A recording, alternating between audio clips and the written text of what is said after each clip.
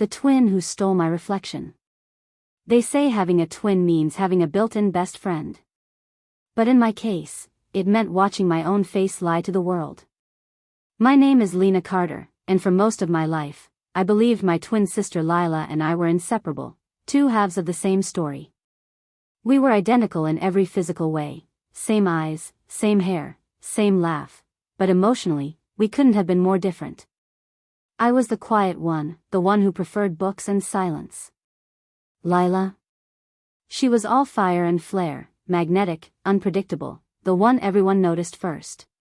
People used to say, "You're lucky to have a sister like her, she brings you out of your shell."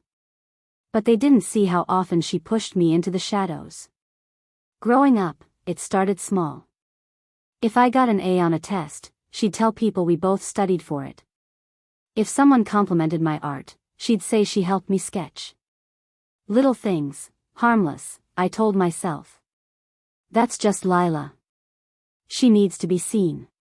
But by the time we were in our 20s, that small habit had turned into something darker, something I couldn't laugh off anymore. After college, we both applied to the same marketing firm in Seattle. We'd agreed to keep it fair, separate interviews, separate paths. But when I got the call that I'd been offered the position, Lila smiled sweetly and said, "That's amazing, Lena. You deserve it." Then, on my first day at work, security told me I'd already checked in. My stomach dropped. When I walked in, there she was, sitting at my new desk, wearing my name tag, talking to my new manager. She turned, her eyes widening for a split second before she smiled like nothing was wrong. "Lena. You're early," she said, voice light as air. But beneath it, I saw the panic, the fear of being caught. I didn't say anything then. I should have. But I froze, confused, humiliated, terrified of making a scene. By the time I got home, she'd already spun her story. She'd told Mom and Dad that there was a mix-up and the company decided to hire her instead. When someone steals your reflection, it's not just your face they take. It's your confidence, your place in the world, and for a while, even your voice. The next months were a blur of confusion. I picked up freelance work to survive, told myself it wasn't worth confronting her. But then things spiraled. I started getting debt collection calls, for credit cards I'd never opened. A car loan in my name. An apartment lease I'd never signed. When I pulled my credit report, I nearly fainted. Lila had stolen my identity. Not just metaphorically, literally. If you've ever been betrayed by someone you trusted most, subscribe. Because this story is proof that even when someone steals your name, they can't erase who you really are. I confronted her one night, shaking, furious, hurt beyond words. She didn't deny it. Instead, she looked me dead in the eye and said, "You never used your life properly, Lena. I'm just living it better." It wasn't jealousy anymore. It was possession. I cut contact immediately, reported the fraud, and began the painful process of reclaiming my identity. But identity theft isn't just paperwork, it's psychological. I spent months dealing with creditors, explaining that I wasn't the twin who took out the loans. I filed police reports that went nowhere. Because how do you prove that someone who looks exactly like you is your enemy? Then came the breaking point. A recruiter called me for an interview, at the same company Lila worked for. She had listed my old resume as her own, again. But this time, something inside me snapped. I was done being the quiet twin.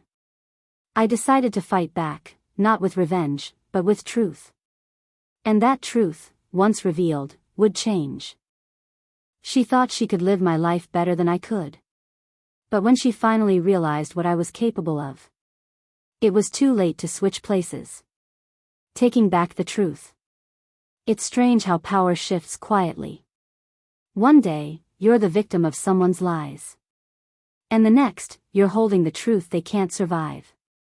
After months of cleaning up the mess my twin had made, I realized something important. Lila thrived on my silence. Every time I refused to fight, she grew stronger. So I stopped whispering and started documenting. I collected every statement, every fraudulent account, every email that bore her signature under my name. I even requested a background check on myself, something that revealed the tangled web she'd built. The file was thick enough to fill a binder. But this wasn't just about financial recovery anymore. It was about identity. My name, Lena Carter, had become a weapon in someone else's hands. I contacted an old mentor from college, Professor Yates, who had once called me the most meticulous student he'd ever taught. He listened quietly as I explained everything. When I finished, he said something I'll never forget. You don't need to destroy her, Lena. You just need to rebuild yourself so loudly that no one mistakes her for you again. That line became my compass. I rebuilt my portfolio from scratch. Created a new professional website under my verified name. I published a case study on digital marketing ethics. Ironic, I know, and it caught attention online. Within months, I got invited to speak at a small industry conference about reputation recovery in the digital age. I was terrified. Public speaking had never been my strength. But when I walked onto that stage and saw the crowd, something shifted inside me. I wasn't the quiet twin anymore. I was Lena, and I was done hiding behind anyone's reflection. The first step to taking back your life isn't confrontation. It's clarity, the moment you stop needing them to admit what they did. A few weeks later, my story went viral on LinkedIn. People connected with my honesty, with the vulnerability of someone who lost everything to deception but fought to rebuild it. Recruiters began reaching out. Clients wanted my services. I was finally building a career, not borrowed, not stolen, but mine. That's when it happened. One morning, I received a message from Lila. Congrats on your little article, sis. You're finally catching up. The gall of it made my stomach twist. But this time, I didn't reply.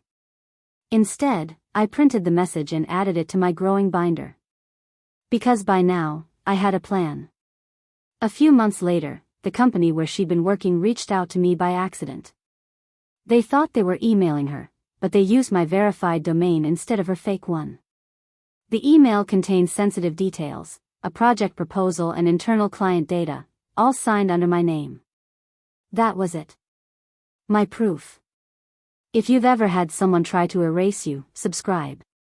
Because sometimes the best revenge is proving you were never replaceable.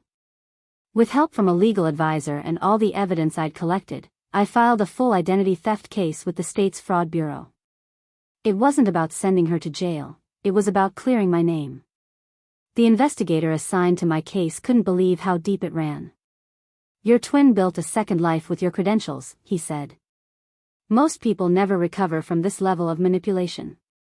But I was already recovering, one truth at a time. A few weeks later, they contacted her employer for verification. I wasn't there when it happened, but from what I heard later, she turned pale when confronted. They found discrepancies in her HR records, mismatched social security numbers, false references, forged tax documents. Everything came crashing down. She was fired. And for the first time, her lies had consequences. I didn't celebrate when she lost her job. Because victory doesn't always look like revenge. Sometimes it just looks like relief. She called me that night. The first call in nearly a year. Her voice was trembling, not angry, just hollow. You ruined my life, she said. I took a long breath. No, Lila. You ruined mine first. I just stopped letting you. There was silence. Then she said something unexpected. I didn't think you had it in you. I almost laughed. Neither did I. Then I hung up. For years, she wore my name like armor. But now that I'd reclaimed it, she'd have to live with her own. When the mirror cracked. When someone who's hurt you finally falls apart. The hardest part isn't watching them break. It's realizing you don't want to be the one who picks up the pieces anymore. After the fallout, things went quiet, too quiet. For months, I didn't hear from Lila. I thought she'd disappeared completely, maybe moved out of state to start over again under some new name. But people talk. Mutual friends, old colleagues, even a former neighbor. Little by little, her story trickled back to me. The glamorous version of my twin who had it all together was gone. What remained was someone desperate, cornered, and angry. She tried to start a new job at another agency, but the background check had caught up with her. She'd been blacklisted in the industry. Word travels fast when fraud is involved. At first, I thought I'd feel satisfied. After all, justice had finally balanced the scales. But when I saw a photo of her months later, thinner, disheveled, eyes hollow, something inside me shifted. It wasn't pity. It was something quieter. Sadness. Not for her choices, but for the girl I once shared everything with, the same girl who used to braid my hair before school, who held my hand when our parents fought. I don't hate you, I said at last. But I can't trust you either. And right now, that has to be enough. She hung up without another word. And for the first time in years, I felt peace. Not victory. Not closure. Just quiet acceptance. If you've ever had to forgive someone without letting them back in, subscribe. Because peace isn't about who wins. It's about who finally stops fighting. Weeks passed. I focused on my business, which was growing faster than I ever imagined. A national women's empowerment network reached out, asking if I'd share my story on their podcast, about identity, recovery, and resilience. I said yes. When the episode aired, messages poured in from people across the world, women who'd been betrayed by family, manipulated by partners, or erased by others' ambitions. They said hearing my story helped them find courage to take back their power. One message stood out. It was from Lila. I stared at the screen for a long time. Then I wrote back. Good. Keep going. Forgiveness isn't giving someone what they deserve. It's giving yourself permission to stop carrying what they broke. Months turned into a year.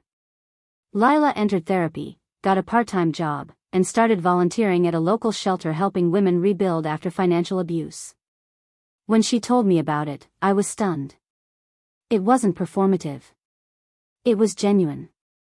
And slowly, carefully, we began to talk again. Short texts. Then phone calls. Then one afternoon, coffee at the same cafe we used to go to in college. When she walked in, I almost didn't recognize her. Gone was the carefully curated perfection. In its place stood a woman humbled, grounded, human. She smiled nervously. I didn't think you'd actually come. I almost didn't, I said honestly. We sat for hours, no accusations, no anger. Just honesty. She told me she was finally learning who she was without comparison. I told her I'd learned how to stop disappearing for other people's comfort. When we left, she hugged me, hesitant, unsure. But for the first time in years, it felt real. She once stole my name to feel important. Now she's learning to live with her own. And me? I finally learned that strength isn't taking someone down. It's standing tall without needing to. The life we finally learned to share. Reclaiming your name doesn't mean you erase the past. It means you build a life so honest it leaves no room for the lies that used to haunt you. When Lila and I sat down for those first awkward coffees after a year of distance, I remember thinking, nothing would fix us overnight. Trust isn't a light switch you flip back on. It's a slow retuning, 1,000 tiny agreements, small pieces of proof stacked until the whole feels sturdy again. We began with rules. No borrowing each other's accounts. No representing the other in any official capacity. No speaking for each other on social media. It sounds trivial, but to us it was architectural, laying the beams so the house wouldn't fall in the next time a storm came. She did the hard work publicly and privately. Therapy, yes, but also the boring, humiliating business of undoing fraud, closing accounts, testifying in small claims hearings, meeting with the people she'd wronged and listening without defense. She volunteered where she could, paid back small amounts she could afford, and, most importantly, she learned how to say the words I'd wanted for years. I did this. I am sorry. I will not do it again. Hearing those admissions finally shifted something in me. Not because I needed validation to feel better, but because I had been waiting for her to recognize the reality I'd lived. Recognition isn't the same as absolution, but it is a necessary step toward both repair and separation. If you're following this story and thinking about reclaiming your life, hit subscribe. You don't have to be loud to be strong. We didn't go back to the way we were. We rebuilt a different relationship, cautious, honest, and surprisingly generous. Lila learned to let me have my wins without trying to wear them. I learned how to protect my boundaries without turning to bitterness. The balance wasn't instantaneous, it was deliberate. One of the most meaningful moments came unexpectedly. A small nonprofit that helps victims of identity theft invited us to speak together, as siblings, about what happens when trust breaks and how to rebuild. When the organizer asked if we'd co-present, I almost said no. The idea of standing beside the woman who had once pretended to be me felt like stepping into a theater where the play always ended badly. But I agreed. On stage, it wasn't performative. We told the truth, the gradual erosion of my life, the ugly aftermath, the legal fights, and the awkward, painful process of her accountability. We also shared the quieter parts, the nights she spent in therapy, the volunteer shifts where she learned to listen before leading, the small payments she'd made toward restitution. People in the audience cried. Some came up afterward and hugged us both. Others asked hard questions that required us to be honest in front of strangers and, more importantly, to ourselves. When we left the stage that night, Lila squeezed my hand. "Thank you," she said simply. "For not letting me disappear." It wasn't an absolution, it was a recognition. And it felt like progress. There were setbacks. There always are. She'd have a bad week, reach for old coping mechanisms, and I'd have to remind myself why I'd set boundaries in the first place. She'd sometimes misstep, a small lie here, a defensive text there, and I would lock down again. Those moments taught us both something essential: progress does not require perfection. It requires persistence. I, too, changed. I stopped apologizing for protecting myself. I made room for tenderness without confusion. I invested in friendships that honored my boundaries and in work that reflected my values. My firm expanded into a small team of 3, all women, all committed to ethical accounting practices for creatives and startups. We instituted a pro bono slot each quarter for someone recovering from financial abuse. That's where my anger turned into architecture, policies and programs that helped others rebuild, not just me. If you believe recovery can be practical, not performative, tap subscribe. There's power in quiet rebuilding. Months turned into years. We both learned how to celebrate small victories without performing them for an audience. Lila found a job that didn't ask her to be someone else. She became the kind of colleague who showed up early and stayed late to do the work that no one noticed. She laughed less loudly and listened more often. I learned how to accept her company without measuring it against a ledger of past harms. One autumn afternoon, we walked through the park where our mother had taught us to press leaves into books. The trees had turned gold and red, the air smelled of rain and possibility. Lila stopped and turned to me. "You know," she said, watching a dog chase a thrown ball, "for a long time I thought stealing your life would fix me. It didn't. It just made the problem louder." She laughed, the kind of small, honest laugh I hadn't heard from her in years. "I don't know if I'll ever make up for it. But I want my life to be quiet now. I want to be responsible." "You already are," I said, and it was true. She had become responsible in ways that mattered because she'd chosen the slower, harder route. We sat on a bench and talked, a real conversation, without performances. She told me about the women she'd met at the shelter, about the man who'd been skeptical until she kept showing up week after week, about the small things that began to add up. I told her about the scholarship fund we launched that year, about the woman who'd emailed me a thank you and told me she could finally afford the semester's rent because of it.